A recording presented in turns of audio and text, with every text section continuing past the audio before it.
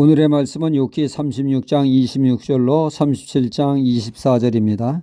예전에 기믹두라고 하는 분이 있었습니다. 이분은 깡패의 기믹두로 널리 알려진 악명 높은 사람입니다.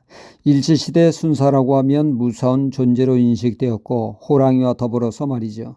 아이들에게 호랑이가 온다, 순사가 온다 하면 눈물을 뚝 꽂힐 줄 알았는데 끊치지 않을 때 깡패 기믹두가 온다 하면 눈물을 뚝 꽂혔다고 합니다. 그만큼 기믹두는 호랑이보다 순사보다 더 무서운 존재로 각인되었다는 것이죠. 이런 기믹두가 예수님을 믿는 놀라운 역사가 일어났습니다. 그는 믿는 즉시 부고장을 돌렸다고 하죠. 깡패 기믹두는 죽고 그리스도 안에서 새 사람이 되었다고 말입니다. 어느 날 술 취한 젊은이가 깡패 기믹두를 몰라보고 깐죽깐죽 됐다고 합니다. 예전 같으면 요절이 났을 텐데 믿는 기믹두는 달랐습니다. 그 수모를 다 당합니다. 그가 계속 깐죽거리자 기믹두가 한마디 했다고 하죠. 믿기는 내가 믿고 복은 자네가 받았네. 예전에 깡패 기믹두에게 만났으면 요절이 났을 텐데 다행히 자네는 믿는 기믹두를 만나 생명을 부지하게 되었으니 자네가 복을 받았네. 이 말에 청년은 기믹두임을 알고 사시나무 떨며 술이 확 깨었다고 합니다. 이 기믹두가 농촌에서 전도할 때 때마침 기근이 들어 어려움에 놓여 있는 농민들이 말하기를 하나님이 계시면 어떻게 기근이 있을 수 있느냐고 했습니다.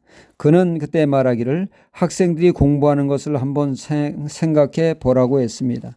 학생들이 수업에 집중하지 않을 때 막대기로 어디를 먼저 때리게 됩니까? 칠판을 먼저 때리게 되고 주의를 줍니다. 그래도 안 들으면 학생을 체벌하게 됩니다. 여러분, 하나님이 돌아오라고 칠판을 먼저 때리듯이 농작물에 먼저 손을 대는 것입니다. 그러니 빨리 주께 나와 예수님을 믿으라고 했다고 합니다. 일리 있는 말이 아닐 수 없습니다. 하나님은 자연을 통하여 하나님의 뜻을 나타내 보이셨습니다. 학개서에 보면 이스라엘이 하나님이 주신 가나안 땅에서 그들은 우상을 섬기며 하나님의 말씀을 떠난 삶을 밥 먹듯이 하게 됩니다. 그 결과 북이스라엘은 아수르에 의해 멸망을 당하고 남유다는 바빌론에 점령되어 그들은 포로로 끌려가 가진 고초를 당하게 됩니다. 그런 그들에게 하나님은 고국에 다시 돌아오게 하셨죠. 이에 돌아온 그들은 철저히 하나님 중심의 신앙을 갖겠다고 다짐을 하며 모든 일보다 앞서 성전 건축을 하는데 매진을 합니다. 하지만 세상사가 마음먹은 대로 됩니까? 여러 가지 장애물이 생겨 성전 건축을 중단하게 됩니다. 꽤 오랜 세월 방치하게 되죠. 이제 세월이 흘러 그들이 마음만 먹으면 얼마든지 성전을 건축을 재개할 수 있는데 그들은 이 핑계에 저 핑계를 대며 성전 건축을 미루게 됩니다. 이에 하나님께서는 한재를 보내 그들이 수고한 것이 헛되게 하셨습니다. 가뭄으로 모든 수고가 헛되게 하셨다는 얘기죠. 그러니까 하나님은 가뭄을 통하여 말씀하신 것입니다. 성전을 건축하라고 말이죠. 학개 선지자는 외쳤습니다. 너희 소위를 돌아보라고 말입니다. 그들이 전을 건축할 때 가뭄은 사라지고 복이 임하게 된다는 말씀이죠. 아방 시대에도 바알 우상 숭배로 하나님의 그 진노케함으로 3년 6개월 긴 가뭄으로 어려움을 당하지 않았습니까? 그런가 하면 사무엘상 7장에 보면 사무엘이 이스라엘로 하여금 미스바에 모여 하나님께 회개하며 제단을 쌓을 때 블레셋이 침공해 왔습니다.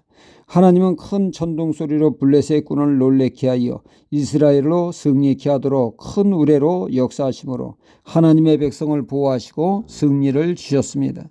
또한 여호수아 10장에 보면 여호수아 군대가 가나안 족속을 멸하는데 해가 지게 돼 전쟁을 중단해야 할 처지에 놓이게 되었습니다.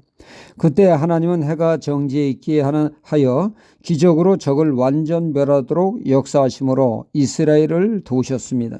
그런가 하면 지진으로 고라의 일당 반역의 무리를 처단하기도 했습니다. 이렇듯 하나님께서는 우주 만물을 주관하시며 이를 적절히 사용하시어 하나님의 뜻을 계시해 주셨습니다. 그래서 사도 바울은 하나님의 신성은 보이지 않으나 만물에 밝히 드러났다고 했으며 그 누구도 하나님의 존재하심을 핑계할 수 없다고 했습니다. 오늘 말씀 6절로 7절에 눈을 명하여 땅에 내리라 하시며 적은 비와 큰 비로 그같이 내리게 하시느니라. 그가 각 사람의 손을 봉하시나니 이는 그 지으신 모든 사람으로 그것을 알게 하려 하심이니라. 는 말씀으로 하나님 우주 만물을 통하여 하나님의 존재하심과 만물을 주관하시는 분이심을 증거하신다고 말씀하고 있습니다. 고로 참 지혜자는 다름 아닌 하나님을 온전히 경외하는 자라고 말씀하고 있죠. 우리는 아름다운 자연을 보면서 그 뒤에 계신 창조주 하나님을 볼 줄 아는 경외의 신앙으로 삶 가운데 하나님을 인정하고 동행하는 신앙이 되어 하나님께 영광을 돌려야겠습니다. 할렐루야.